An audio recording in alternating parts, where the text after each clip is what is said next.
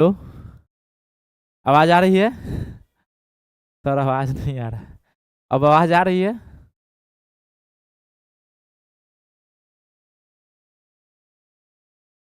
आवाज आ रही है? जल्दी से बताओ, सब आवाज आ रही है?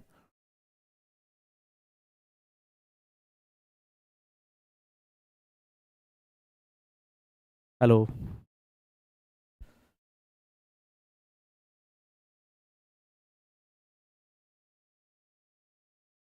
हेलो। यस, आने लगा। तो गुड इवनिंग एवरीवन।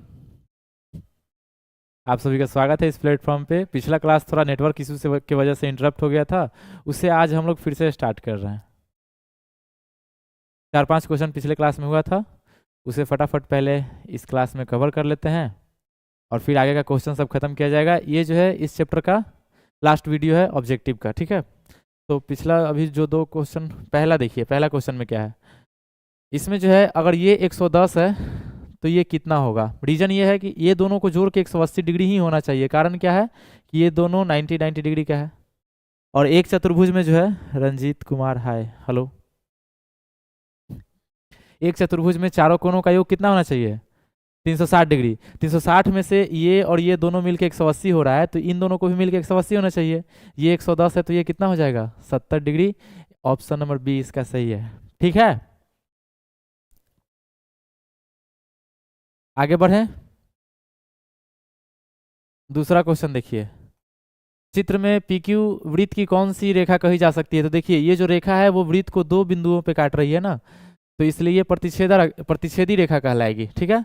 अगर किसी भी बिंदु पर ना काटे तो अप्रतिच्छेदी रेखा, दो बिंदु पे काटे तो प्रतिच्छेदी, और केवल एक बिंदु पे स्पर्श करे तो उसे हम लोग स्पर्श रेखा बोलते हैं, ठीक है। क्लियर है? नेक्स्ट, तीसरा।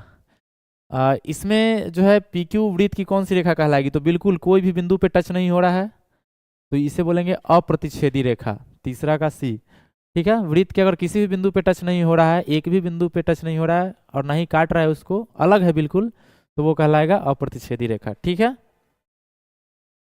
चौथा, दिए गए चित्र में बताएं कि चतुर्भुज PAOB क्या है। अच्छा, वो चित्र छूट गया है, चलिए हम बना देते हैं।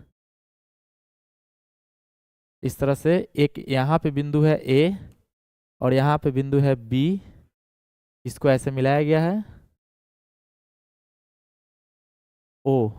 आइए, P, PAOB किस प्रकार का चतुर्भुज है? तो देखिए, ये एंगल 90 डिग्री का होगा और ये 90 डिग्री, तो इन दोनों को भी मिला के 90 डिग्री की होगा।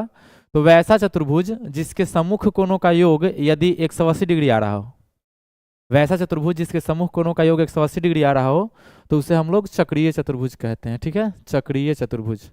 वैसा चतुर्भुज जिसके सम्मुख कोणों का योग 180 डिग्री हो उसे चक्रीय चतुर्भुज कहते हैं, ठीक है। नेक्स्ट, पांचवा। चित्र में PQ वृत्त की कैसी रेखा कही जा सकती है? एक बिंदु पे स्पर्श कर रही है, इसलिए हम इसे स्पर्श रेखा कहेंगे। ऑप्शन ए इसका सही है, ठीक है। नेक्स्ट, बगल के चित्र में केंद्र O वाले वृत्त की दो त्रिज्याएं OP और OQ एक दूसरे पर लंब है, ठीक है। ये 90 डिग्री है, कहने का मतलब ये एक दूसरे पर लंब है, और हमें पहले से पता है कि ये 90 डिग्री होता है और ये भी 90 डिग्री होता है, ठीक। और ये जब 90 डिग्री है तो ये भी 90 डिग्री होगा। तो ये जो चतुर्भुज बन रहा है, ये 90 डिग्री है, तो ये भी पूछा क्या जा रहा है इसमें कितने अंश का होगा, रेखाओं के बीच का अंश, बस हमें ये एंगल बताना है। तो ये जब 90 डिग्री है तो ये भी 90 डिग्री होगा, क्योंकि दोनों का योग जो है 180 होना चाहिए, ठीक है। एक चतुर्भुज में अगर इन दोनों कोणों का योग 180 है तो इन दोनों का भी 180 इसलिए होना चाहिए क्योंकि एक चतुर्भुज के सभी कोणों का योग 360 डिग्री होता है, ठीक है। तो इसका हो जाएगा ए 90 डिग्री। सातवां, TP और TQ किसी बाह्य बिंदु से टी बाह्य बिंदु T से एक वृत्त जिसका केंद्र O है पर खींची गई स्पर्श रेखाएं इस प्रकार है कि POQ बराबर 120 डिग्री, तो OTP का मान ज्ञात करें। एक वृत्त है, वृत्त के कोई बाह्य बिंदु T से दो स्पर्श रेखाएं खींची गई है, ठीक है।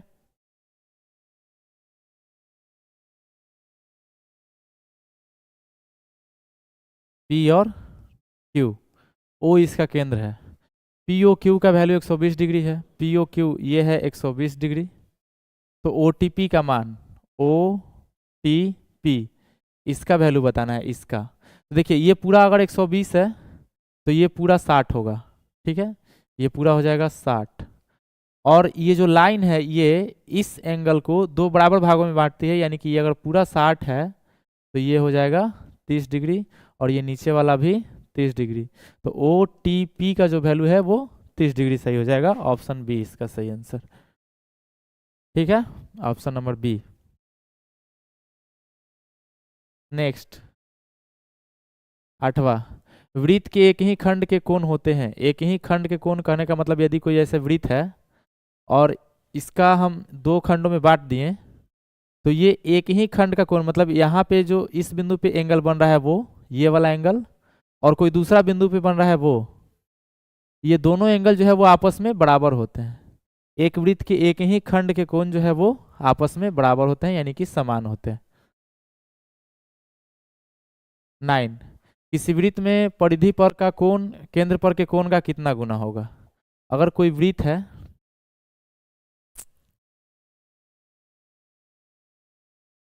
तो जैसे वृत्त के किसी भी खंड द्वारा जो परिधि पर एंगल बनाया गया है वो, परिधि पर एंगल बनाया गया वो, और केंद्र पर एंगल बनाया गया, दो जगह एंगल बनाया जा रहा है एक ही खंड द्वारा।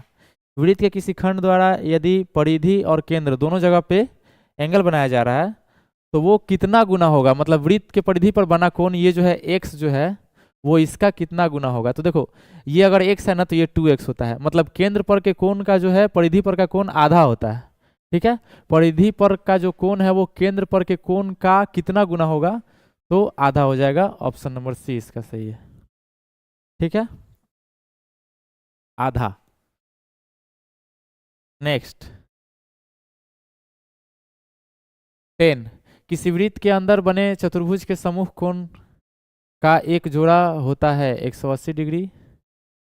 तो वृत्त के अंदर बना हुआ जो चतुर्भुज होता है वो चक्रीय चतुर्भुज कहलाता है, और उसके समूह कोणों का योग जो है 180 डिग्री होता है। ठीक है, चक्रीय चतुर्भुज के समूह कोणों का योग 180 डिग्री। चक्रीय चतुर्भुज के सभी कोणों का योग क्या होगा। अब कोई भी चतुर्भुज हो उसके सभी कोणों का योग हमेशा 360 डिग्री होगा, चाहे कोई भी चतुर्भुज हो, चक्रीय हो या वर्ग हो, आयत हो, इससे हमें कोई मतलब नहीं है। सभी कोणों का योग पूछा जाए तो हमेशा 360 डिग्री। ठीक है, नेक्स्ट देखते हैं 12 नंबर, वृत्त के केंद्र से होकर जाने वाली जीवा और वृत्त के अर्धव्यास में क्या संबंध है। वृत्त के केंद्र से होकर जाने वाली जीवा और वृत्त का अर्धव्यास, देखिए ये केंद्र है तो वृत्त के केंद्र से जो जाने वाली जीवा होती है ना वो व्यास है। वह जीवा जो केंद्र के वृत्त से होकर जाती है उसे हम लोग व्यास कहते हैं। और अर्ध व्यास, अर्धव्यास का मतलब क्या होता है, त्रिज्या। ठीक है, यहां से यहां तक, तो त्रिज्या r बराबर क्या होता है, डायमीटर बाई 2। ठीक है, तो वृत्त के अर्धव्यास और ये जीवा, अर्धव्यास जो है वो जीवा का आधा होगा, अर्धव्यास आधा होगा, अर्धव्यास दुगना होगा, दुगना नहीं होगा, बराबर भी नहीं होगा, अर्धव्यास जो है वो जीवा का आधा होगा, ऑप्शन नंबर ए सही हो जाएगा। अर्धव्यास मतलब त्रिज्या, तो त्रिज्या जो है वो व्यास का आधा होता है, और व्यास कहाँ किसको जा रहा है, जो केंद्र से होकर गुजरने वाली जीवा है उसे। ठीक है, नेक्स्ट, एक रेखा जो वृत्त को दो भिन्न बिंदुओं पर प्रतिच्छेद करती है क्या कहलाती है। एक रेखा जो वृत्त को दो भिन्न भिन्न बिंदुओं पर प्रतिच्छेद करती है उसे हम क्या कहेंगे। देखिए इस तरह से अगर कहीं काट रही है, एक यहाँ पे और एक यहाँ पे, तो दो भिन्न भिन्न बिंदुओं पर प्रतिच्छेद करने वाली रेखा को हम लोग प्रतिच्छेदी रेखा कहते हैं, या फिर जीवा, प्रतिच्छेदी रेखा या फिर जीवा ये बोल सकते हैं। ठीक है, स्पर्श रेखा नहीं बोलेंगे क्योंकि स्पर्श रेखा उसे बोलते हैं जो एक ही बिंदु पर टच होता है। यदि एक बिंदु P से केंद्र O वाले किसी वृत्त पर PA तथा PB स्पर्श रेखाएं परस्पर 60 डिग्री के कोण पर झुके हैं तो AOB। फिर से वो वही सिंपल वाला क्वेश्चन, इस तरह से बिंदु P से ये PA हो गया और ये PB हो गया, ये केंद्र O है, और AOB का वैल्यू निकालना है जबकि इन दोनों के बीच का कोण 60 डिग्री है। तो ये और ये दोनों का जोड़ 180 होना चाहिए, बार बार बता रहे हैं। ये 60 है तो ये हो जाएगा आपका 120, ऑप्शन नंबर डी इसका सही है। क्लियर। 15।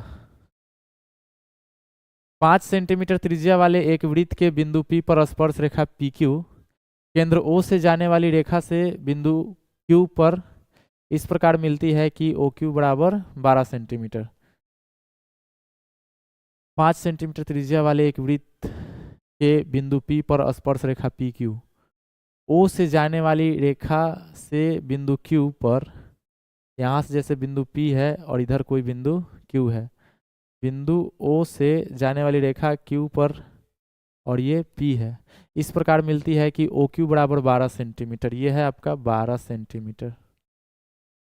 PQ की लंबाई पूछी जा रही है, जबकि इसकी लंबाई कितना है 5 सेंटीमीटर और ये 90 डिग्री है। तो पाइथागोरस प्रमेय से याद ही होगा, पाइथागोरस प्रमेय यदि हम लगाते हैं तो PQ जो है वो कर्ण है, PQ जो है वो लंब है, लंब का स्क्वायर बराबर OQ कर्ण है, OQ का स्क्वायर और माइनस OP का स्क्वायर। PQ का वैल्यू पता है? नहीं पता, तो PQ का स्क्वायर ऐसे ही रहने देते हैं।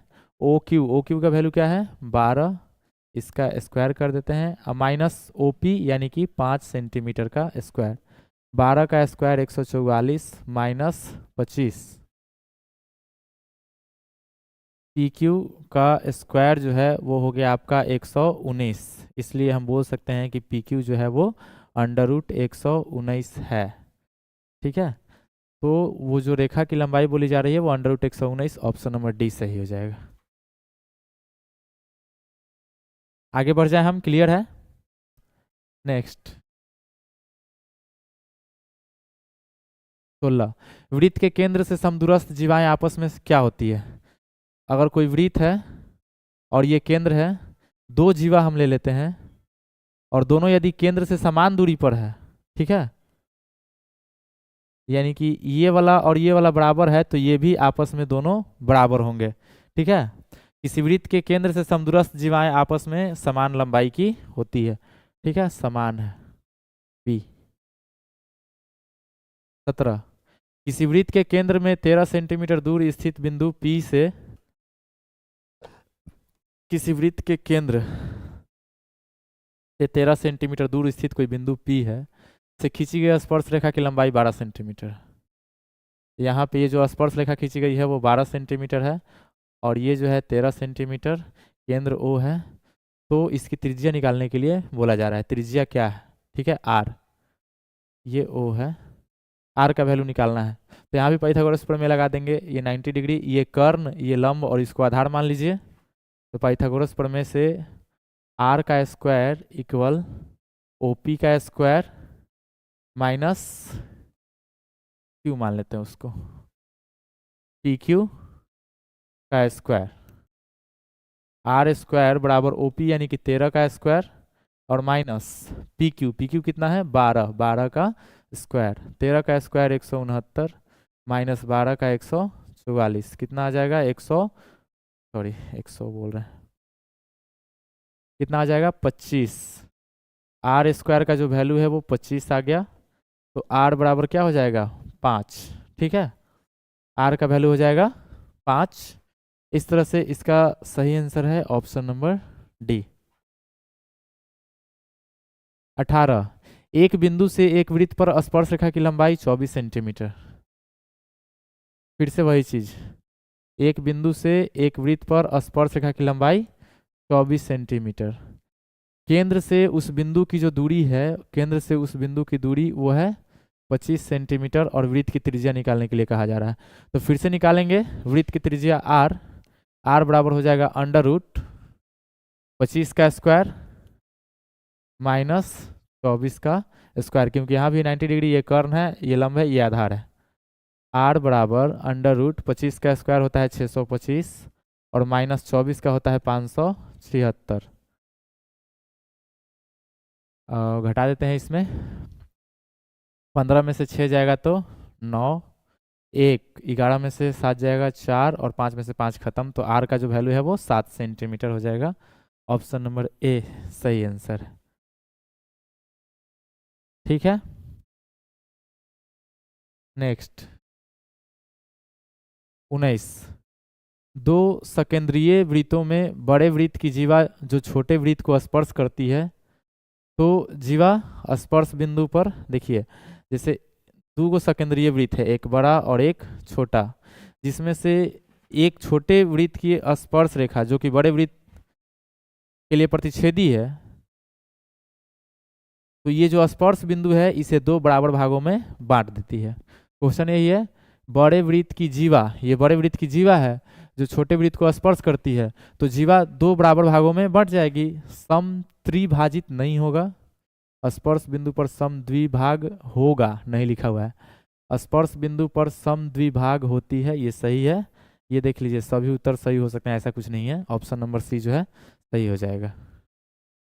ठीक है। 20, किसी वृत्त की दो जीवाएं ए बी तथा सी डी केंद्र से 5 सेंटीमीटर दूरी पर है। किसी वृत्त की दो जीवाएं केंद्र से, एक ये है और एक ये मान लेते हैं, ये भी 5 सेंटीमीटर की दूरी पर है और ये भी 5 सेंटीमीटर की दूरी पर है। ए बी तथा सी डी में क्या संबंध है? दोनों आपस में बराबर है क्योंकि दोनों समान दूरी पर है, दोनों 5 ही सेंटीमीटर की दूरी पर है ना, और समान दूरी पर स्थित जीवाएं आपस में समान लंबाई की होती है। ऑप्शन नंबर बी इसका सही हो जाएगा। ठीक है। सी देखिए, सॉरी 21 देखिए, किसी वृत्त में 10 सेंटीमीटर लंबाई की एक जीवा केंद्र ओ से 12 सेंटीमीटर, 10 सेंटीमीटर लंबाई की एक जीवा है, चलिए इस जीवा की लंबाई है 10 सेंटीमीटर, केंद्र से जो है 12 सेंटीमीटर की दूरी पर है, 12 सेंटीमीटर की दूरी पर है।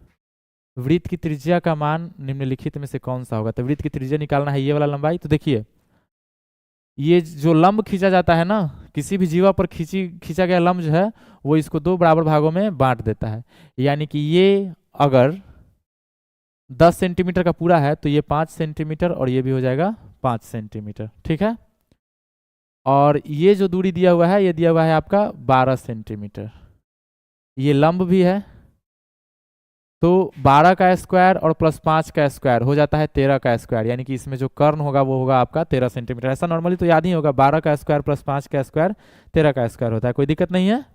इसका हो जाएगा सी सही आंसर। ठीक है। अगर किसी त्रिभुज का आधार और लंब 12 और 5 है तो इसका कर्ण जो है 13 सेंटीमीटर का होता है। और ये लास्ट क्वेश्चन था आज का। ठीक है। ज़्यादा मतलब लगभग 80 से 90 क्वेश्चन इस चैप्टर का हो चुका है, इससे बाहर से कहीं आने वाला नहीं है। पार्ट 1 और पार्ट 2 और पार्ट 3 तीनों आप लोग देख लीजिएगा, ऑब्जेक्टिव इससे बाहर इस चैप्टर से नहीं आएगा क्वेश्चन। बढ़िया से अगर सब कुछ समझ में आ रहा है तो, और क्लास कैसा लगा कमेंट कीजिएगा और बताइएगा कि नेक्स्ट चैप्टर क्या आना चाहिए। अपना तैयारी लगातार करते रहें, साथ साथ रिवीजन के लिए क्लास में जुड़ना ना भूलें, और मिलते हैं अगले क्लास में। ठीक है, तब तक के लिए बाय बाय।